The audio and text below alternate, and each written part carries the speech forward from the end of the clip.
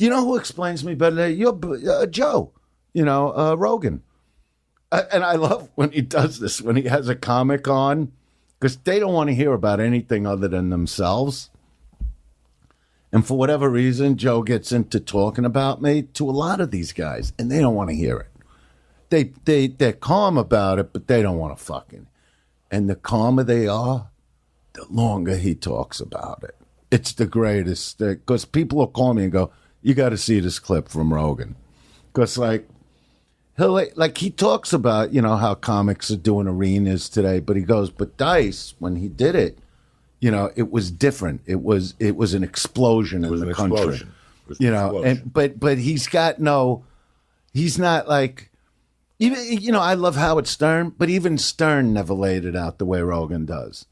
Because it was happening when I was doing Stern. Stern was coming up.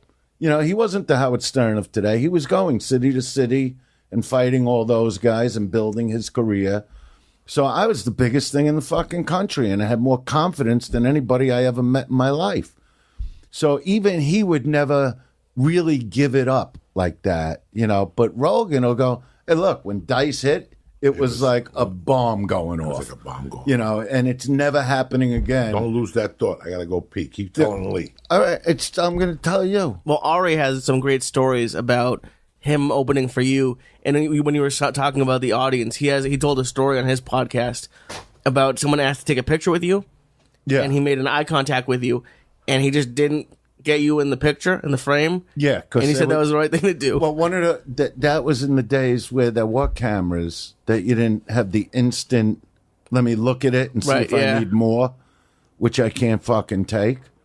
And so the comics at the store knew when they take a picture, I'm not in it. For the most part. Like, you might get a shoulder. Right, yeah. You might get an ear. But what was fun is when, the person getting the picture goes, are you pointing the camera? It looks like the camera's a little too high. Because you might get, the top of their heads. Right, yeah. I'd love to see those pictures. Because there's thousands of them out there, which is hysterical. Oh, I'm sure there are, yeah. And we used to just crack up because it was it's just, ridiculous. I mean, if it was somebody that was really nice and pleasant, I would say it like this. I go, if it was Ari, I go, take a good picture, like a nice picture. Yeah. But if it was some hard-on, some drunken fucking asshole that I got to say, get your hands off me, you know what I mean? Because they get very touchy, I just look at them like I look up at the sky or something, and that's what the picture would be, like the moon, And it's just like a game you play. Just a little game with the other comics. That's so funny. I love all that stuff. And that's also when I started filming, everything, with the comics, and I'd call it the show, and I'd come to the store with my fucking camera. And everybody had a part. Like Ari was the antagonist. He's the one whoever, this was a whole new group of comics when you started. Well, you might have been there a couple years before. Before 97. Okay. So, but it was Ari and Renazizi and Maz Jabrani was the foreign comic. Mike Marino, for whatever reason, we called the Russian. Which is hysterical. Steve Simone was Misery, always in a bad. But you'd see Ari talking to James Painter, let's say, and going, "What are you talking to Dice for?" And he goes, "Well, Dice is, I want to open for him." He goes, "No, he's nowhere. He's done." Ari was always that guy, but he's also that guy in reality. You know how he is. He badmouths everybody. There's a scene I got where Ari's talking to Sebastian, and Sebastian's going, "What's Dice doing with the camera?" Around the and Ari's like, "Well, he's looking for something to do." You know what I mean? And what I'm going to do, I'm going to put the whole fucking thing up on my YouTube channel. And now. Did you direct this, or did you just? Yeah, let it no, go? I directed it. The first scene with Maz Jabrani is hysterical. Because he's walking in the back parking lot, And I'm in my leather, whatever. I'm smoking, you know. And I go, hey, you know. And he's going, can I help you? And I go, yeah, I hear you're like from the middle or something.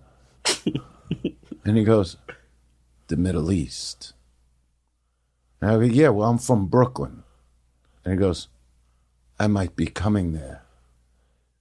And I'm like, oh, yeah? And I'll be waiting. And that's like his first scene into the series that never aired on anything. It was the unknown series. It's hysterical. But everybody waited to film every night. That's why I became friendly with Rogan, because he would ask me, like, what are you doing? You know, you're kicking waitresses out of the kitchen. I go, they're in my shot. You know. He goes, what shot? What show is this? I go, it's just the show, you know. And he's like, did you change all those lights? I go, yeah, I had to give it a mood. I go, it was very stark lighting, you know. He goes, the whole kitchen's red, you know. I go, red and green. Those are good colors for filming, you know, or blue, you know. Yeah, I changed all the fucking bulbs. This is during Comedy Store. I come up behind the guy in the original room. It was perfect because I didn't know he's this fucking ugly. And Dave Taylor's on stage, and I come in. I got the camera, so I'm seeing Taylor in the back of this guy's head, and I'm going, hey, asshole face. I'm whispering, you know. And there's no reason. I go, asshole face. Because I just wanted to call that to somebody, you know. And this ugly motherfucker, ugly never wins in this world, I got to tell you. One of the ugliest guys I ever fucking saw. It was perfect.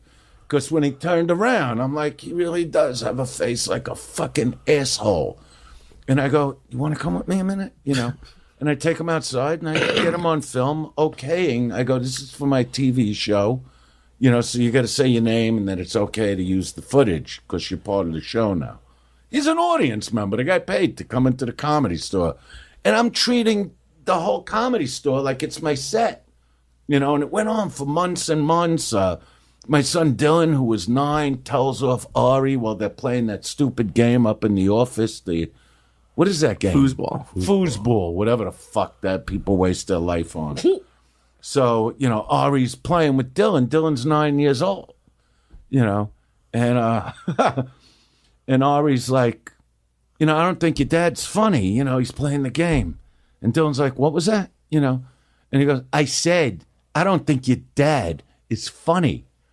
You know, and Dylan just goes, do you ever play the Forum? You know, like just asking him questions. Did you ever do the Mecca in Milwaukee? You know, and Ari's like, what? He goes, have you ever, you know, done multiple nights? Like Dylan knew a bunch of fucking shit. And he's burying this man, you know. And Ari's looking at him going, you know, I work, you know. And Dylan just throws like giant fucking things I did. And then the next scene is I grab Ari by his throat in the kitchen because he took a piece of pizza that I went out to get Eleanor after she screamed at me that I couldn't find her a chicken sandwich. Because I was going with her at the time, you know. And while she's screaming at me, A Whole Lot of Love is on in the background. And you see different comics walk in and stopping, like Sebastian, you know, bewildered, comes walking into the kitchen like, what the fuck is going? Renazizi puts down boxes to see that I'm getting late. And then it cuts to Mike Marino, you know, going, he's on the phone. He goes, I got to go. Because he's the Russian. And that's the end of the scene. So by the time I got the pizza, you know, I was just done. So when Ari took a piece, I just grab him by the throat and slam him against the wall and go, put the fucking pizza down. It's not your pizza. Because he's a pizza thief. You know.